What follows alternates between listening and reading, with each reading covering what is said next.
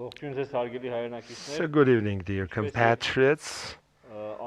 As we usually meet every day in the studio of our Joint Information Center, first of all, I would like to tell you about the situation in the front. Today, on the morning, again, a military operation started.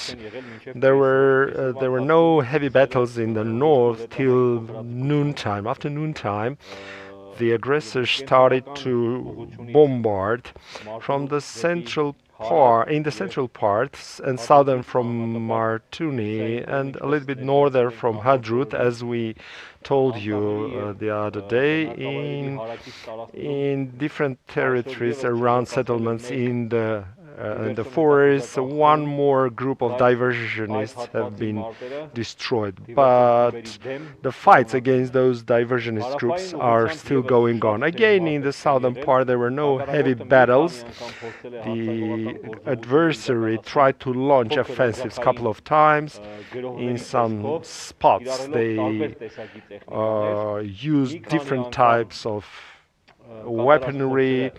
They've tried a couple of times, they were prevented, so they were thrown back.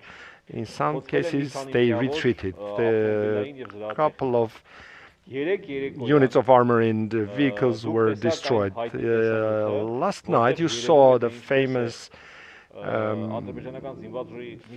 pictures where you could see that the one of the units, they left about more than the dozen of units of armory. They just ran away into the forests.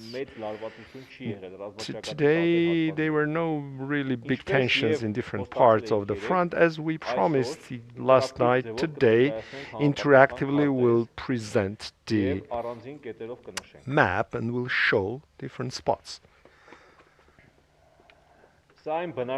These are the settlements that during the last 2-3 days these diversionist groups were neutralized, and this job is going on right now at the moment. These are the settlements that a couple of days ago, during the maximum highway of the offensive, Azeri forces tried to reach Berdzor and they were pushed back.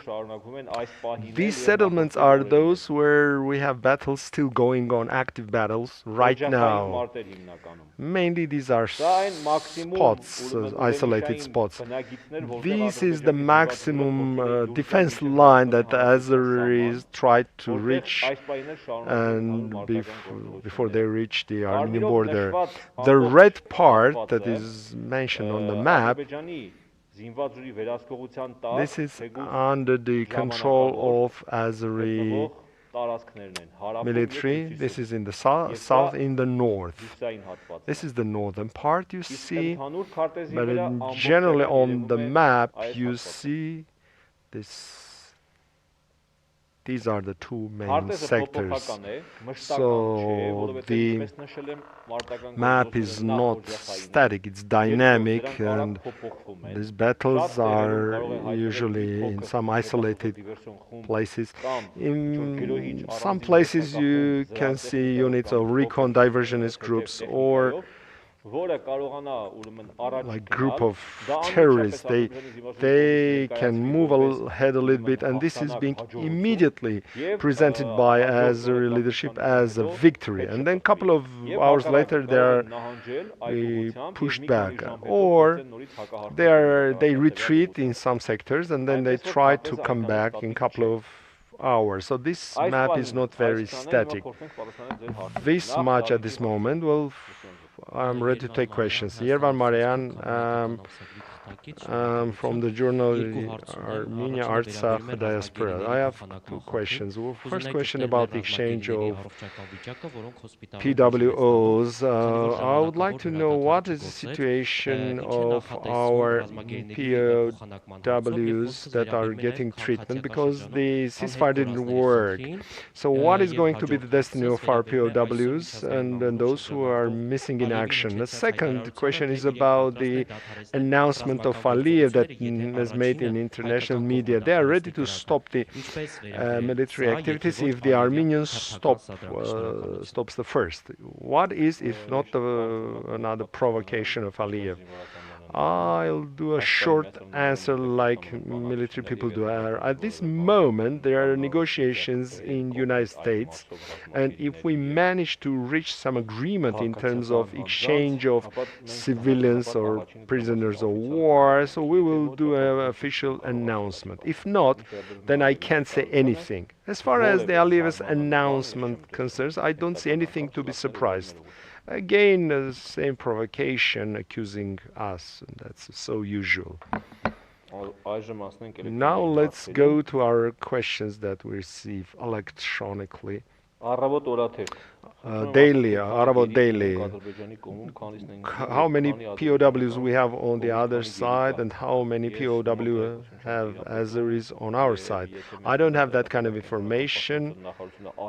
And if the Ministry of Defense will make a separate announcement related to that, please follow that.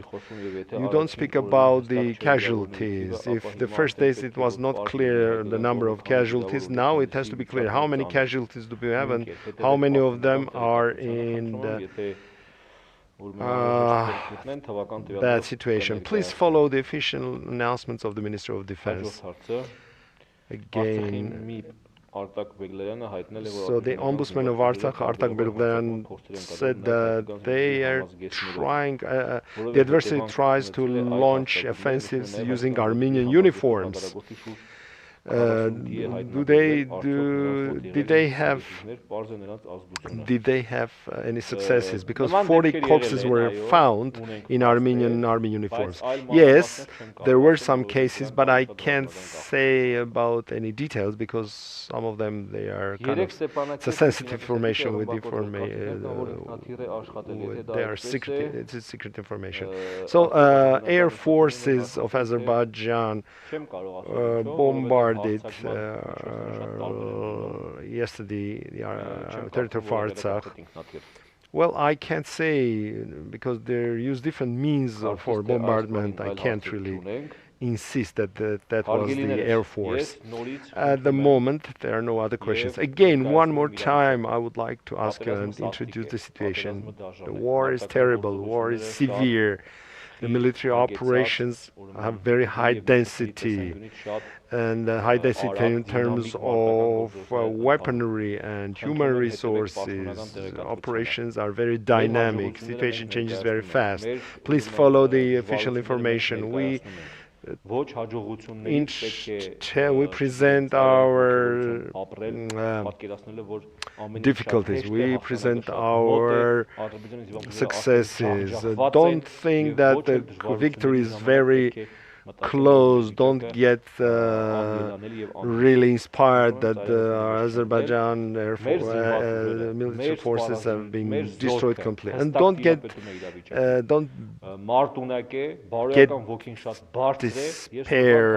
despair that everything bad and everything is so we're retreating. It's in neither directions.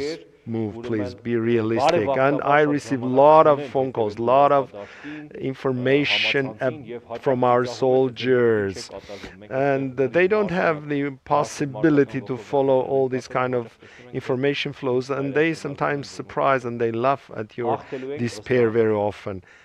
They say the situation is under control and definitely we're gonna win.